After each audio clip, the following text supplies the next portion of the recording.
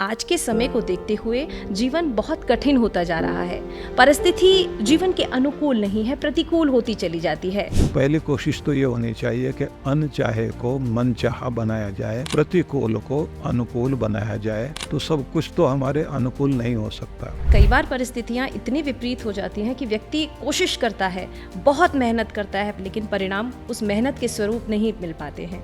तो ऐसी परिस्थिति में एक समय जरूर ऐसा आता है जब व्यक्ति को लगता है कि नहीं, बस अब और नहीं कर सकता मैं। ऐसी स्थिति में मैं ये कहूँगा कि प्रार्थना एक बहुत बड़ी शक्ति है। दुनिया के बड़े से बड़ा हाथ और बड़े से बड़े लोग आपकी महिमा और आपके व्यक्तित्व को नहीं पहचान सकते। आपको बड़ा होने के लिए खुद ही कोशिश करनी पड़ेगी। दूसरे का मुख ताकने की चेष्टा मत कीजिए।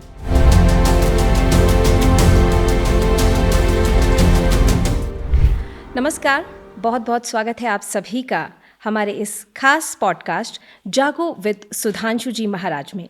आपके साथ मैं हूँ भावना।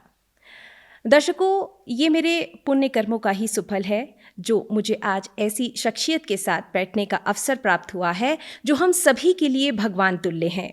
जागो विद सुधांशु जी महाराज एक ऐसा पॉडकास्ट है जहां पर हम लोगों की जिज्ञासाओं को शांत करने का प्रयास करते हैं महाराज श्री के माध्यम से। तो आइए महाराज श्री के चरणों में कोटि कोटि वंदन करते हैं और बहुत सारे सवाल महाराज श्री से जानेंगे। महाराज श्री, सबसे पहले तो आपके चरणों में मेरा कोटि कोटि वंदन। आपको बहुत बहुत आशीर्वाद और शुभकामनाएं। धन्यवाद महाराज श्री।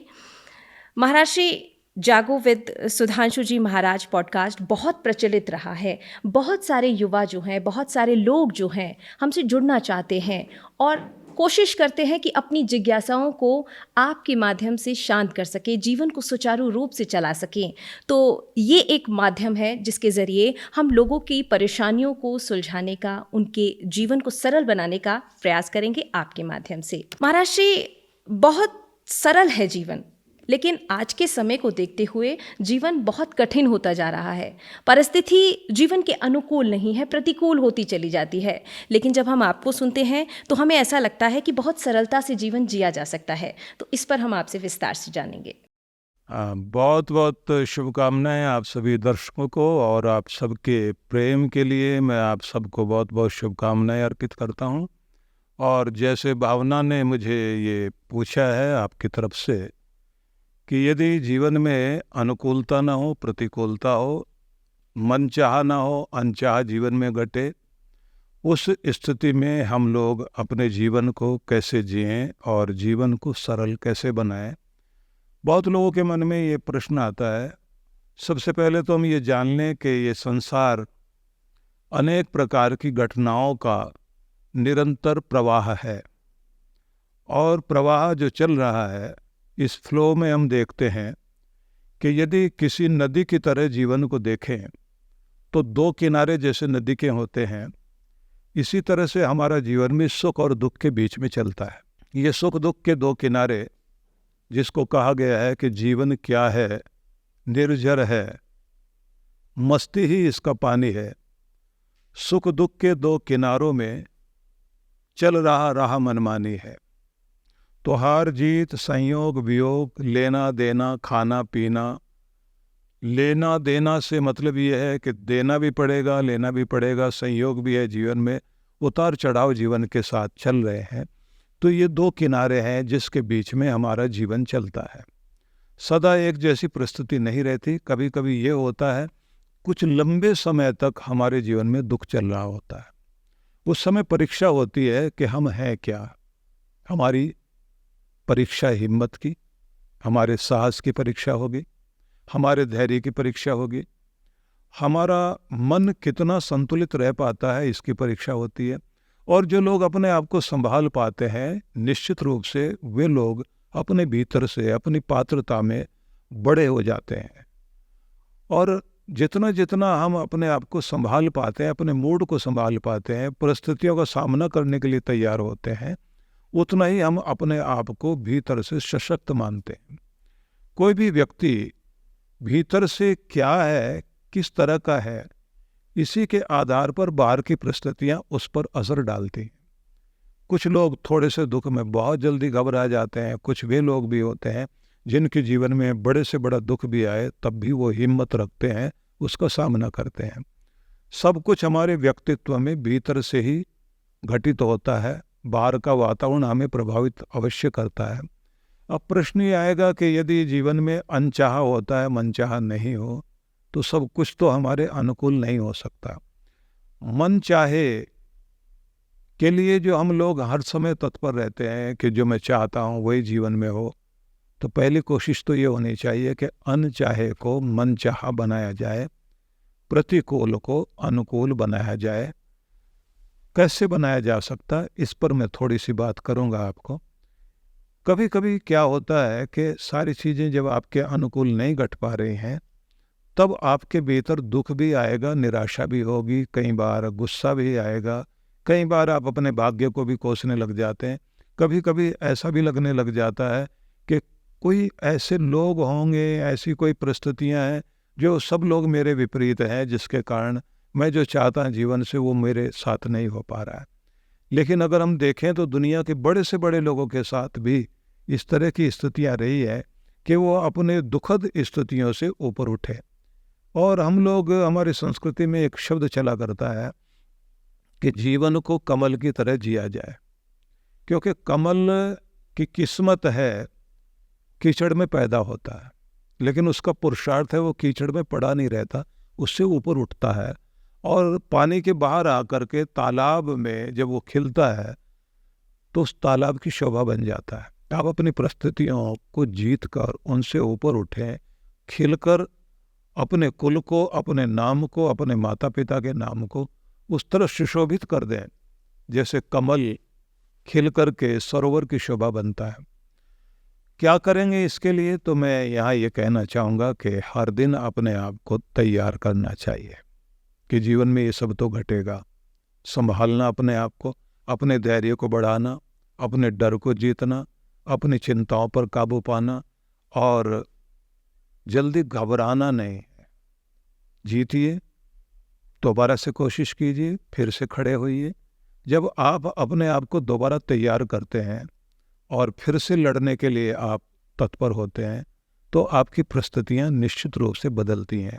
और ये बात ज़रूर ध्यान रख लीजिए कि सूरज के सामने भी ग्रहण, कोहरा, बादल, ये सारी परिस्थितियां आती हैं। तो सूरज को भी ग्रहण लगता है तो सदा के लिए तो नहीं लगता, फिर से सूरज चमकता, कोहरा आता है, सूरज दिखाई नहीं देता, तो कोहरा भी सदा नहीं रहता, बादल भी सदा नहीं रहते उसके सामने।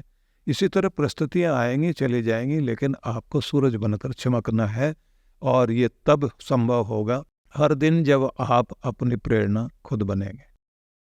तो दर्शकों, आपको अपनी प्रेरणा खुद बनना है। यहाँ पर मैं आप सभी से एक गुजारिश करना चाहूँ कि अगर आपके मन में भी कोई सवाल है, अगर आप भी कुछ हमसे पूछना चाहते हैं, तो आप अपने सवाल हम तक पहुँचा सकते हैं। महाराज श्री, अभी आपने जिक्र किया कि अगर समय आपकी बार बार परीक्षा ले रहा है, आपको कोशिश करते रहना है, लगातार प्रयास करना है, सूरज की तरह चमक के बाहर आना है।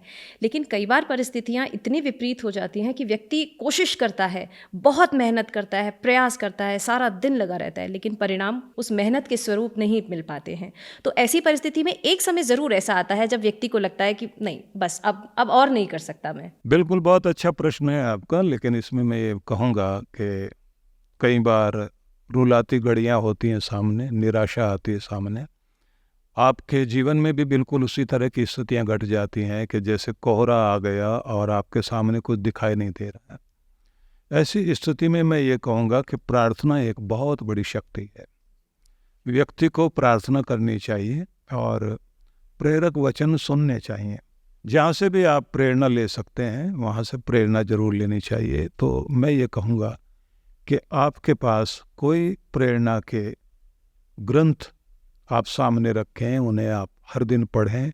कोई मंत्र आप जो भगवान को आप मानते हैं वो प्रार्थना करें और ये महसूस करें कि कोई शक्ति मेरे साथ है जो मुझे संभाल रही है। मैं संभलूंगा, मैं फिर खड़ा होऊंगा, मुझे फिर से जूझना है, अपनी परिस्थितियों के पार निकलना है और भगवान मेरे लिए रास्ते निकालेंगे। तो ये विश्वास मन में रखना जरूर चाहिए।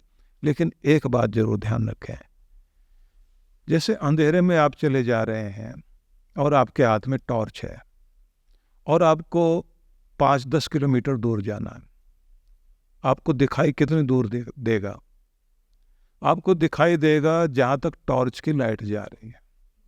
जाना है 5 किलोमीटर, दिखाई दे रहा आपको 50 फुट या 50 गज तक, 50 मीटर तक। 50 मीटर तक आप लाइट देख रहे हैं और आप कहते हैं मुझे 5 किलोमीटर जाना, तो कैसे? आगे तो रास्ता नहीं दिखाई दे रहा। लेकिन जब आप चलने लग जाते हैं, वो 50-50 मीटर वो 5 किलोमीटर तक लेके जाएगा। तो इसलिए खड़े रहिए, उठिए, चलिए। और इस तरह का हम लोग जो है अपने पुराने ग्रंथों में एक वचन पढ़ते हैं कि इंद्र एक युवक को जंगल में भटकते रोते हुए और आत्महत्या के लिए उत्सुक देखते हैं कि वो आत्महत्या करने के लिए युवक जाने लगा है, जो ये कहता है कि मेरे जीवन में घोर अंधेरा है, अब मैं कुछ नहीं कर पाऊंगा।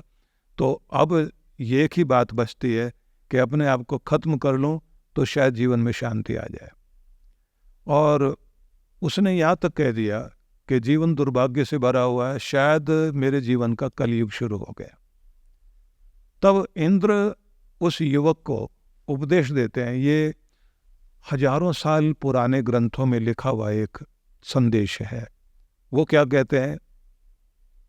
कलिशयानो भवति संजीहानास्तु द्वापर उत्तिष्ठन् त्रेता भवति कृतं संपद्यते चरण। कि यदि आप अपने जीवन में निराश हैं, हताश हैं, गिरे हुए हैं और सोए पड़े हैं, उठने की इच्छा नहीं है, तो समझ लेना कि तब आप कलयुग में जी रहे हैं, दुर्भाग्य में जी रहे हैं। लेकिन आगे वो कहते हैं संजीहानास्तु द्वापर। लेकिन अगर आपने जम्हाई लेनी शुरू की, करवट लेनी शुरू की, थोड़े हिलना डुलना शुरू कर दिया, तो कहते युग बदल गया आपका। अब आपका युग कलयुग नहीं रह गया, आपका द्वापर शुरू हो गया। उत्तिष्ठन् त्रेता भवति, अपनी परिस्थिति से ऊपर उठना शुरू कर देते हैं तो आपका त्रेता युग शुरू हो जाता, राम जी वाला युग। कृतं संपद्यते चरण। लेकिन अगर उठ के खड़े हो गए और काम में लग गए और आपने कहा कि मैंने जूझना है, मैंने संघर्ष करना है, कुछ भी हो, हार नहीं माननी, एक बार नहीं 10 बार 50 बार मैं गिरूंगा, लेकिन गिरा नहीं रहूँगा, मुझे उठना ही है, मुझे चलना ही है, मुझे जूझना ही है, तो कहते हैं कि समझ लीजिए सतयुग जीवन का शुरू हो गया, जहाँ से चारों तरफ सौभाग्य है और आपका स्वर्णिम दिन शुरू हो रहे हैं। तो इसलिए बात तो वहीं से शुरू होगी कि निराशा हो, हताशा हो, आप होपलेस हो जाए, हेल्पलेस हो जाए, तो भी आपको अपने भीतर से उठना होगा। वेदों में भी एक वचन है जहाँ ये कहा गया है महिमा ते अन्येन सन्नशे। दुनिया के बड़े से बड़ा हाथ और बड़े से बड़े लोग आपकी महिमा और आपके व्यक्तित्व को नहीं पहचान सकते। आपको बड़ा होने के लिए खुद ही कोशिश करनी पड़ेगी, दूसरे का मुख ताकने की चेष्टा मत कीजिए, यहीं से बात बनेगी। बिल्कुल दर्शकों, तो अगर आप अपने जीवन के कलयुग को समाप्त करना चाहते हैं तो आपको कोशिश करनी होगी, आपको खुद प्रयास करना होगा। अगर आपके भी जीवन में कुछ परेशानियां चल रही हैं, अगर आपके जीवन का भी कलयुग समाप्त नहीं हो पा रहा है, कोशिश आप लगातार कर रहे हैं, तो आपके लिए ये पॉडकास्ट बेहद खास रहने वाला है, क्योंकि यहाँ पर हम आपके जीवन से जुड़े हुए सवालों को लेते हैं। अगर आपके भी सवाल हैं तो आप अपने सवाल हम तक पहुँचा सकते हैं।